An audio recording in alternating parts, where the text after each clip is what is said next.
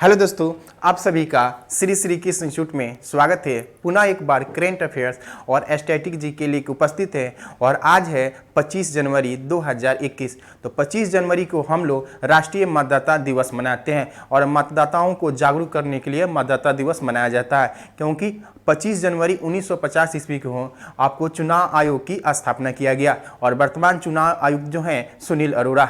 और आइए देखते हैं 25 जनवरी से कुछ महत्वपूर्ण करेंट अफेयर्स। तो पहला है कि राष्ट्रीय बालिका दिवस। तो राष्ट्रीय बालिका दिवस मनाया जाता है आपको 24 जनवरी को। यानी राष्ट्रीय बालिका दिवस के अवसर पर उत्तराखंड के सीएम आपको त्रिवेंद्र सिंह रावत के द्वारा सृष्टि गोस्वामी को एक दिन के लिए सीएम पद का कार्यभार दिया गया है। यानी सृष्टि गोस्वामी जो है उनको एक दिन के लिए उत्तराखंड का सीएम बनाया गया है राष्ट्रीय बालिका दिवस के अवसर पर। तो आइए देखते हैं पहला प्रश्न। पहला प्रश्न है कि हाल ही में हावड़ा कालका मेल का नया नाम बदलकर क्या रखा गया है। तो हाल ही में आपको 23 जनवरी को आपको नेताजी सुभाष चंद्र बोस की जयंती मनाई गई और उसी के अवसर पर हावड़ा कालका मेल का नाम बदलकर रखा गया है नेताजी एक्सप्रेस।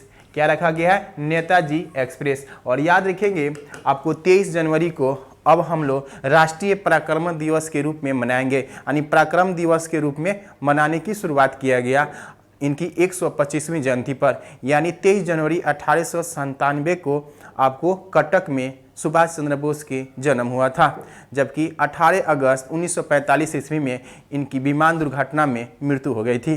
तो इनकी 125वीं जयंती के अवसर से हम लोग राष्ट्रीय पराक्रम दिवस के रूप में मनाएंगे और वर्तमान सरकार ने इसकी घोषणा किया है।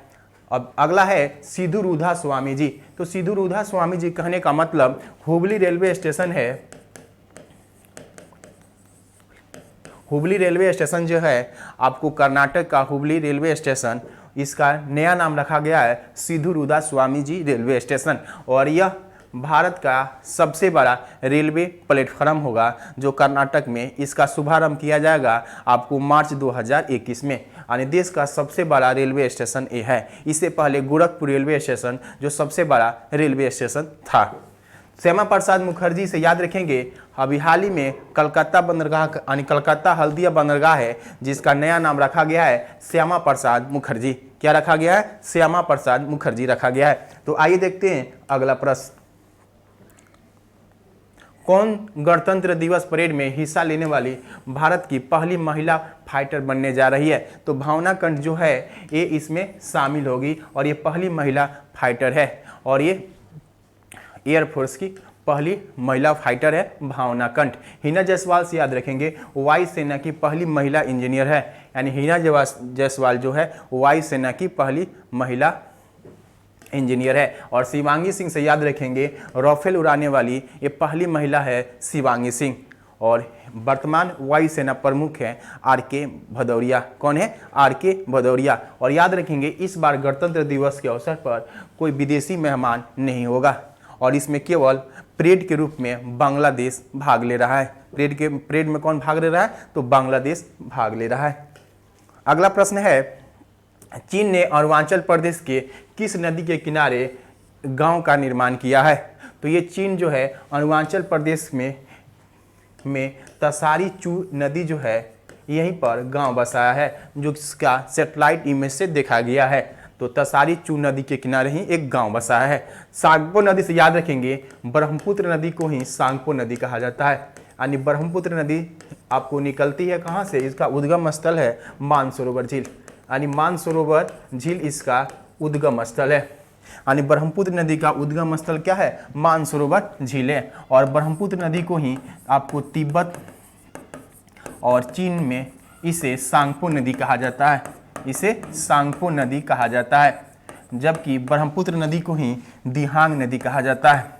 यानी ब्रह्मपुत्र नदी को ही दिहांग नदी कहा जाता है। यानी ब्रह्मपुत्र नदी अरुणाचल प्रदेश में यांग्याप दर्रा को पार करके जब भारतीय क्षेत्र में प्रवेश करती है तो उसे दिहांग नदी कहा जाता है। तो याद रखेंगे अरुणाचल प्रदेश में इसे दिहांग नदी कहा जाता है। यानी अरुणाचल प्रदेश में इसे दिहांग नदी कहा जाता है, और असम के ऊपरी हिस्से में भी दिहांग कहा जाता है, जबकि असम के निचले हिस्से में इसे ब्रह्मपुत्र नदी कहा जाता है। और ब्रह्मपुत्र नदी पर ही विश्व का सबसे बड़ा नदी द्वीप मांजुली द्वीप है। विश्व का सबसे बड़ा द्वीप जो है मांजुली द्वीप है, यानी सबसे बड़ा नदी द्वीप जो है वो मांजुली द्वीप किस नदी पर है, ब्रह्मपुत्र नदी पर ही है। और ब्रह्मपुत्र नदी पर ही गुवाहाटी और डिब्रूगढ़ शहर बसा हुआ है, यानी गुवाहाटी और डिब्रूगढ़ शहर किस नदी पर बसा हुआ है, तो ब्रह्मपुत्र नदी पर ही बसा हुआ है। तो आइए देखते हैं अगला प्रश्न। किस राज्य में पहले बाल सुलभ पुलिस स्टेशन का उद्घाटन किया गया है? तो ये बाल सुलभ पुलिस स्टेशन का उद्घाटन किया गया है आपको उत्तराखंड में। कहाँ किया गया है? तो उत्तराखंड में ये बाल सुलभ पुलिस स्टेशन का उद्घाटन किया गया है, और यहाँ के सीएम त्रिवेंद्र सिंह रावत के द्वारा यहाँ पर किया गया है। और यहीं से याद रखेंगे आपको पिरूल बिजली परियोजना की शुरुआत यहीं पर किया गया है। पिरूल बिजली परियोजना की शुरुआत यहाँ पर किया गया है। और याद रखेंगे देश का पहला लाइकेन पार्क हो, सहवाल पार्क बनाया गया है आपको यहीं पर। और मॉस गार्डन, यानी मॉस गार्डन कहाँ बनाया गया है? तो ये भी बनाया गया है आपको उत्तराखंड में। मॉस गार्डन कहाँ है? उत्तराखंड में बनाया गया। और उत्तराखंड के सीएम त्रिवेंद्र सिंह रावत ने बालिका दिवस के अवसर पर आपको सृष्टि गोस्वामी को एक दिन के लिए सीएम बनाया था। तो आइए देखते हैं अगला प्रश्न। भारत सरकार द्वारा अपने पड़ोसी देशों को कोविड टीका उपलब्ध कराने के लिए कौन सी पहल चला रही है? तो वैक्सीन मैत्री, यानी हमारे पड़ोसी का है पहले हैं, और इसी नाम से ये पहल चलाई जा रही है, जिसमें वह नेपाल, भूटान, आपको बांग्लादेश, म्यांमार, मालदीव जो आपके पड़ोसी हैं उनको ये वैक्सीन उपलब्ध करा रहा है। यानी कोविशील्ड वैक्सीन जो है सीरम इंस्टीट्यूट ने तैयार किया है, जिसका हेडक्वार्टर आपको पुणे में है, और उसके सीईओ आधार पूनावाला है।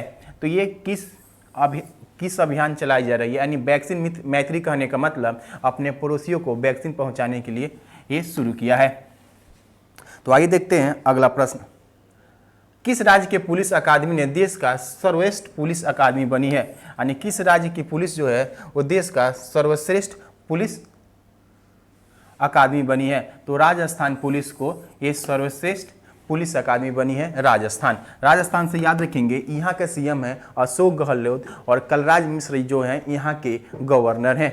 और राजस्थान से याद रखेंगे इंदिरा रसोईया योजना की शुरुआत यहीं पर किया गया था। हिमाचल प्रदेश से याद रखेंगे ई पंचायत पुरस्कार हिमाचल प्रदेश को ही दिया गया था। और पोंग डैम जो है वो अरुणाचल प्रदेश में ही है, जो वर्तमान में चर्चा में था, क्योंकि हजारों पक्षी यहाँ मृत पाई गई थी। और पोंग डैम जो बनाया गया है ब्यास नदी पर बनाया गई है, और ब्यास नदी कहाँ से निकलती है? रोहतांग दर्रे से निकलती है, और रोहतांग दर्रे में ही विश्व का सबसे लंबा सुरंग बनाया गया है, जिसका नाम है अटल सुरंग।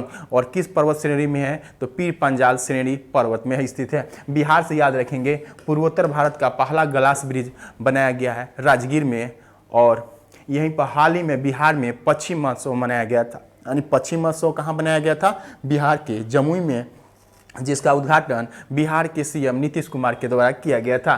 किस राज्य में मिनी हब नामक पैथोलॉजी लैब लॉन्च किया गया है? तो मिनी हब नामक पैथोलॉजी लैब लॉन्च किया गया है तेलंगाना में। कहाँ लॉन्च किया गया है? तेलंगाना में लॉन्च किया गया है। और तेलंगाना का गठन 2 जून 2014 में किया गया था, और इसकी राजधानी है हैदराबाद। और हैदराबाद हाई कोर्ट के पहली महिला मुख्य न्यायाधीश बनी है हिमा कोहली। कौन बनी है? हिमा कोहली बनी है। और तेलंगाना अलग हुआ आंध्र प्रदेश से, यानी आंध्र प्रदेश से अलग राज्य बना कौन? तेलंगाना। तो आइए देखते हैं अगला प्रश्न। किस राज्य के वन मंत्री जो थे राजीव बनर्जी, जो हाल ही में इस्तीफा दे दिए? तो ये पश्चिम बंगाल के वन मंत्री थे। जो पश्चिम बंगाल के मुख्यमंत्री आपको ममता बनर्जी हैं, और तृणमूल कांग्रेस के ही आपको राजीव बनर्जी थे, जो वन मंत्री पद से क्या कर दिए? इस्तीफा दे दिए। और पश्चिम बंगाल से याद रखेंगे यहाँ हाल ही में पथश्री योजना की शुरुआत किया गया था सड़कों की मरम्मत करने के लिए। कृषक बंधु योजना की शुरुआत आपको यहीं पर किया गया। यहीं पर बनाया गया है टायर पार्क, यानी पश्चिम बंगाल में ही बनाया गया है आपको टायर पार्क बनाया गया है। तो आइए देखते हैं अगला प्रश्न।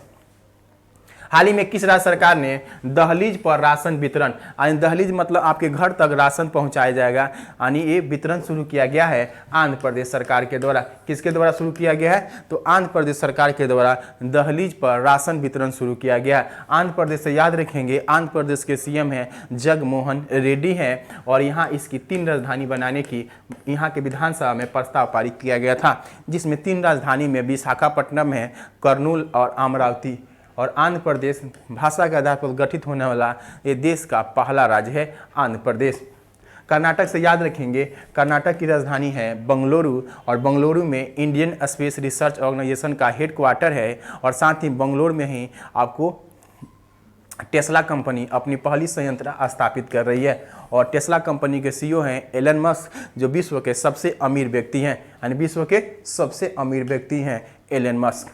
अब आइए देखते हैं स्टैटिक जीके, और आज का स्टैटिक जीके जो है वो रिवीजन का स्टैटिक जीके है जो पीछे कुछ दिन पहले हो चुका है और ये इसलिए कराते हैं, ये इंपॉर्टेंट आपको स्टैटिक जीके है और बार बार एग्जामों में देखने को मिलते रहता है। तो आइए देखते हैं पहला प्रश्न। तो पहला प्रश्न है कि भारत किस गोलार्ध में स्थित है? तो प्रश्न पूछ रहा है कि भारत किस गोलार्ध में है।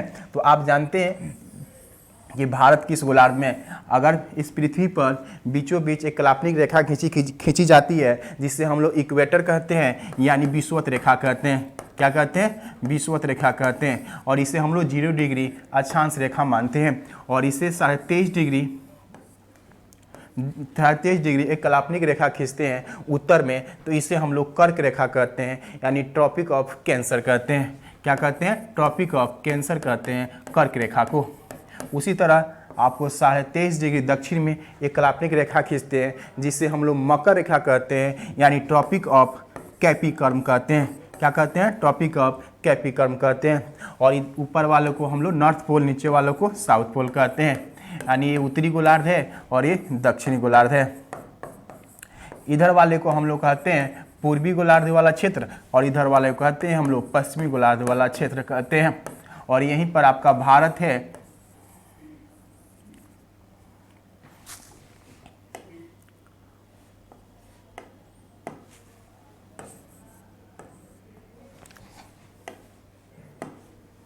तो भारत मेरा आपको कर्क रेखा पर ही स्थित है और भारत को बीचों बीच जो गुजरी है, कौन सी रेखा गुजरी है? कर्क रेखा, जो भारत के 8 राज्यों से होकर गुजरती है। और ये भारत किस गोलार्ध में है? तो यहाँ से काल्पनिक रेखा खींचा जाता है देशांतर रेखा, तो भारत क्या है? उत्तरी पूर्वी गोलार्ध में है। क्या है भारत? तो उत्तरी पूर्वी गोलार्ध में है। तो मेरा आंसर क्या हो जाएगा? उत्तरी पूर्वी गोलार्ध। पूछेगा भारत किस गोलार्ध में है? तो उत्तरी पूर्वी गोलार्ध में। भारत की आकार कैसी है? तो चतुष्कोणीय है। भारत की आकार कैसी है?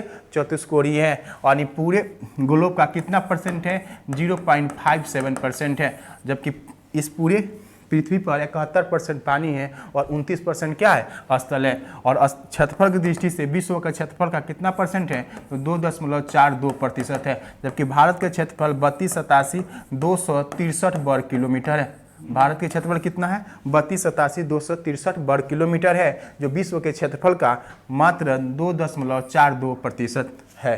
तो आइए देखते हैं अगला प्रश्न।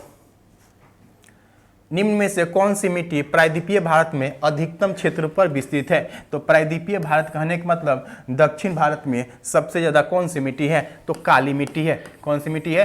काली मिट्टी है। और काली मिट्टी को हम लोग रगुड़ मिट्टी कहते हैं। क्या कहते हैं? इसे रगुड़ मिट्टी कहते हैं और इसे काली कपासी मिट्टी भी कहते हैं।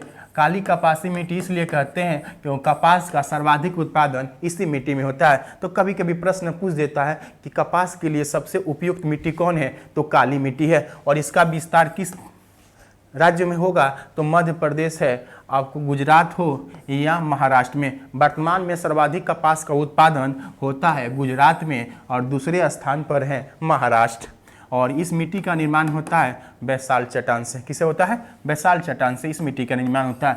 जबकि जलोढ़ मिट्टी का विस्तार भारत में सर्वाधिक है, जलोढ़ मिट्टी का विस्तार। और उत्तर भारत में सर्वाधिक इसी मिट्टी का है, जलोढ़ मिट्टी का, जिसमें गेहूं और चावल का उत्पादन सर्वाधिक होता है। रक्त में हीमोग्लोबिन एक सम्मिश्र प्रोटीन है जिसमें भरपूर मात्रा में क्या पाया जाता है? तो हीमोग्लोबिन में क्या पाया जाता है? तो लौह अयस्क पाया जाता है। क्या पाया जाता है? लौह पाया जाता है। और हीमोग्लोबिन जो है एक प्रकार का क्या है, प्रोटीन है। और हीमोग्लोबिन का काम जो होता है वो शरीर में रक्त का परिवहन करता है। तो रक्त के परिवहन के दौरान वो ऑक्सीजन का आदान प्रदान करता है। क्या करता है, वो ऑक्सीजन का आदान प्रदान करने का काम कौन करता है, हीमोग्लोबिन करता है। तो रक्त याद रखेंगे, रक्त जो है एक तरल संयोजक ऊतक है। क्या है, तरल संयोजक ऊतक है जो हमारे शरीर में 5 से 6 लीटर पाया जाता है। रक्त जो होता है हमारे शरीर में 5 से 6 लीटर पाया जाता है। तो आइए देखते हैं अगला प्रश्न। विटामिन सी अधिक मात्रा में उपलब्ध होता है। तो विटामिन सी जो है इसको एस्कॉर्बिक एसिड कहते हैं। एस्कॉर्बिक एसिड इसका रासायनिक नाम है और इसके कमी से स्कर्वी रोग होता है। क्या होता है, स्कर्वी रोग होता है और मसूड़ा क्या होता है, फट जाता है। तो विटामिन सी जो पाया जाएगा वो खट्टे फलों में पाया जाता है, यानी नींबू और संतरा में पाया जाता है। और सबसे ज़्यादा पूछा जाए किस में पाया जाता है, तो आंवला में पाया जाता है। यानी विटामिन सी सबसे ज़्यादा किस में पाया जाता है, आंवला में पाया जाता है। गाजर जो सबसे ज़्यादा पाया जाता है वो विटामिन ए में पाया जाता है। यानी विटामिन ए किस में पाया जाता है, गाजर में पाया जाता है। और विटामिन ए का रासायनिक नाम होता है रेटिनॉल। क्या होता है, रेटिनॉल। जीरोथैल्मिया और रतौंधी जैसी रोग होती है। और मछली जो होता है, मछली में आपको विटामिन डी पाया जाता है। मछली में क्या पाया जाता है, विटामिन डी पाया जाता है। और दूध में विटामिन सी नहीं पाया जाता है, यानी दूध में विटामिन सी नहीं पाया जाता है। तो याद रखेंगे दूध में विटामिन सी नहीं पाया जाता है। तो आइए देखते हैं अगला प्रश्न। किस अम्ल के मांसपेशियों को जमा होने का कारण मनुष्य को थकान महसूस होता है, यानी उसके मांसपेशियों में जमा हो जाता है। तो लैक्टिक अम्ल के जमने के कारण आपको ये थकान महसूस होता है।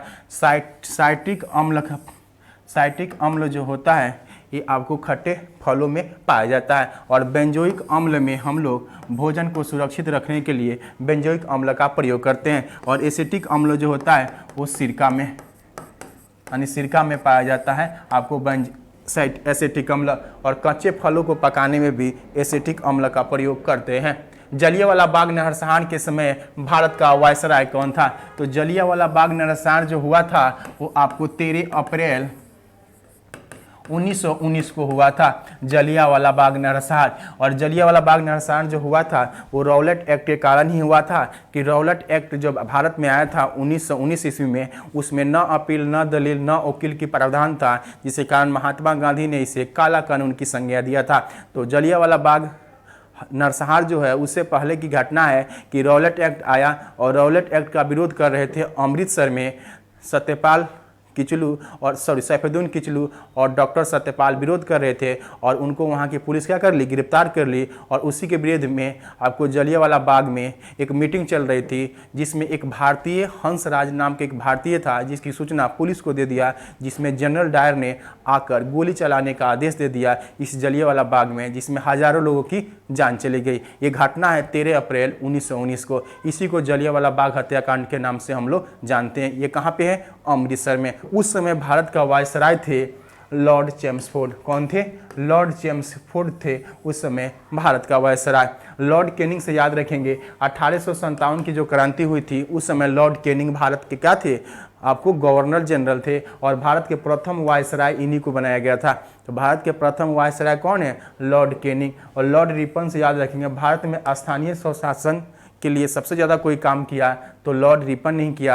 और 1881 ईस्वी से जो भारत में नियमित जनगणना होती है 10-10 वर्ष पर, वो शुरुआत हुआ था लॉर्ड रिपन के समय ही। और लॉर्ड कर्जन से याद रखेंगे भारत में बंगाल विभाजन किसने किया था, तो लॉर्ड कर्जन ने ही किया था। तो आइए देखते हैं अगला प्रश्न। संसद का चुनाव लड़ने के लिए प्रत्याशियों का न्यूनतम उम्र कितना होना चाहिए।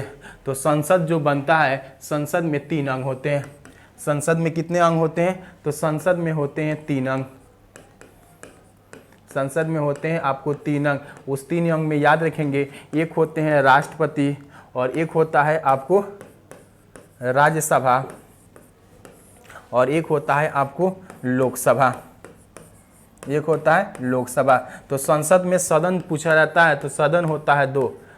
कितना होता है, सदन होता है 2। और इस सब की चर्चा 79 में किया गया है, यानी संसद की चर्चा 79 नंबर अनुच्छेद में किया गया है। और तो राष्ट्रपति की बनने के लिए उम्र जो होता है वो 35 वर्ष होता है। कितना होता है, 35 वर्ष। जबकि राज्यसभा सदस्य बनने के लिए उम्र होता है आपको 30 वर्ष। और लोकसभा बनने के लिए सदस्य होता है आपको 25 वर्ष। तो पूछता है संसद का चुनाव लड़ने के लिए, तो संसद में कौन हो गए, राज्यसभा और लोकसभा। तो आंसर इसका क्या हो जाएगा आपको 25 वर्ष। और राष्ट्रपति बनने के लिए केवल 35 वर्ष। तो संसद सदस्य में अगर राज्यसभा का खोल के पूछे तो 30 वर्ष मारेंगे और लोकसभा के पूछे तो आपको 25 वर्ष। उसी तरह राज्य के विधानसभा के पूछे तो 25 वर्ष, विधान परिषद के पूछे तो 30 वर्ष, स्थानीय चुनाव, पंचायती राज चुनाव हो या नगर पालिका के चुनाव हो उसके लिए 21 वर्ष। कितना है, 21 वर्ष है। तो आइए देखते हैं अगला प्रश्न। संसद के दोनों सदनों के संयुक्त अधिवेशन की अध्यक्षता कौन करता है। तो संसद के दोनों के संयुक्त अधिवेशन बुलाने की तब जरूरत पड़ती है जब किसी विधेयक को लेकर दोनों सदनों में, जैसे कि राज्यसभा और लोकसभा में किसी बात को लेकर मतभेद हो, तो राष्ट्रपति ये संयुक्त अधिवेशन बुलाते हैं। कौन बुलाते हैं, राष्ट्रपति इसकी संयुक्त अधिवेशन बुलाते हैं, जिसकी चर्चा संविधान के अनुच्छेद 108 में किया गया है।